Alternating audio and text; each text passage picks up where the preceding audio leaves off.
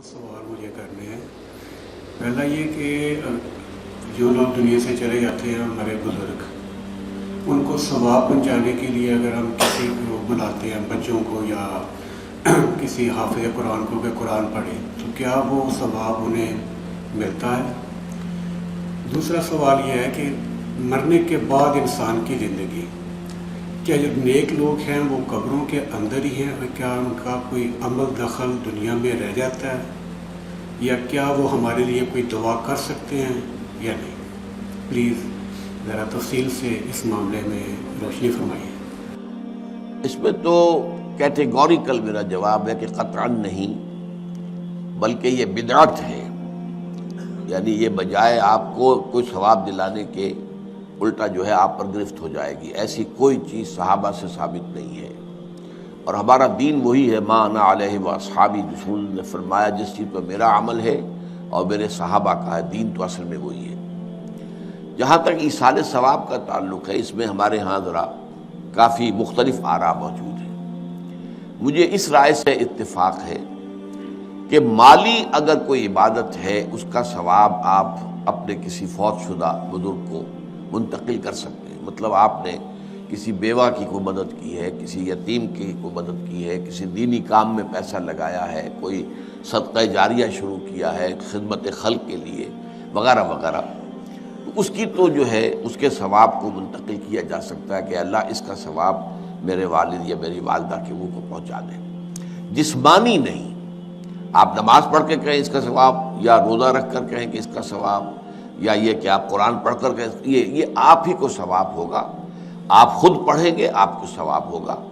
البتہ ایسے تمام افعال کے بعد جب آپ اللہ سے دعا کریں گے، یہ نہیں کہیں گے کہ میرے اس فعل کا ثواب منتقل کر دے، اے اللہ میرے والدین کی مغفرت فرما، تو یہ کوئی نیک کام کرنے کے بعد جو ہے اس دعا کی تاثیر جو ہے وہ بڑھ جاتی ہے۔ بس اس پہلو میں انڈائریکٹلی اس کا ایک تعلق بن جائے گا، ورنہ یہ کہ وہ اس طریقے سے بچوں کو بلانا اور پڑھانا اور یہ جو ہے سوئم میں کرنا اور قرآن خوانی کی محفلیں، یہ سب بدعات ہیں اور یہ در حقیقت دین میں اضافے ہیں اور ان کی کوئی حقیقت نہیں ہے۔ دیکھیے، انسانی زندگی کے یہ 3 دور ہیں: حیات دنیاوی جو ہماری پیدائش سے شروع ہو کر اور ہماری موت پر ختم ہو جائے، پھر حیات برزخی موت سے لے کر قیامت کے دن تک، اور پھر حیات اخروی ہے قیامت میں ریزوریکشن کے بعد سے وہ زندگی جو ہے جو جنت یا دوزخ کی ہے۔ اس میں ان دونوں زندگیوں کے بارے میں تفصیل سے کوئی بات کرنا بالکل غلط ہے اور اس سے فتنے پیدا ہوتے ہیں۔ ظاہر بات ہے کہ قبر، جسم تو قبر میں رہتا ہے، اس میں تو کوئی شک ہی نہیں ہے۔ روح کہاں جاتی ہے؟ کیا وہ بھی قبر ہی میں رہتی ہے یا کہیں اور چلی جاتی ہے؟ قرآن مجید میں سجین اور اعلیٰ علیین کا ذکر موجود ہے، لیکن یہ تمام چیزیں متشابہات میں سے ہیں۔ یہ تمام چیزیں قرآن مجید میں سورہ آل عمران کے شروع میں بیان کیا گیا ہے کہ ہم نے یہ کتاب اتاری ہے، اس میں کچھ آیات محکمات ہیں، کچھ متشابہات ہیں۔ وہ متشابہات کا ایگزیکٹ مفہوم جاننا اس وقت ہمارے لیے ممکن نہیں ہے۔ یہ تو جب اس عالم میں ہم پہنچیں گے تو معلوم ہوگا کہ ہاں یہ بات تھی کہ جو قرآن مجید میں اس طور سے کہی گئی تھی۔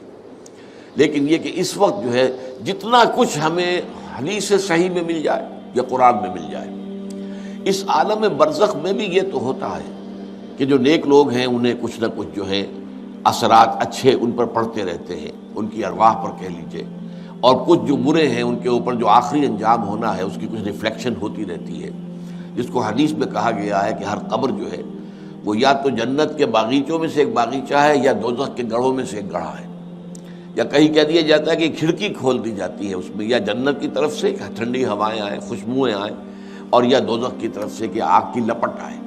دوزخ میں داخل ہوں گے قیامت کے بعد ہی، اور جنت میں داخل ہوں گے قیامت کے بعد ہی، لیکن اس کے کچھ آثار پڑنے شروع ہو جاتے ہیں، وہ جس کو انگریزی میں آپ کہتے ہیں coming events cast their shadows before, بعد میں آنے والے واقعات جو ہیں ان کے کچھ سائے جو ہیں پہلے سے آنے شروع ہو جاتے ہیں۔ تو اسی طرح سمجھیے کہ جو کچھ آخرت میں کسی انسان کے ساتھ ہونا ہے اس کا ایک عکس جو ہے وہ عالم برزخ میں شروع ہو جاتا ہے۔ اسی لیے قرآن مجید میں یہ بھی آیا ہے کہ یہ جو آل فرعون تھے یہ صبح و شام جہنم پر پیش کیے جاتے ہیں، اور قیامت کے دن پھر کہہ دیا جائے گا ادخلوا آل فرعون النار، ان کو داخل کر دو آگ کے اندر۔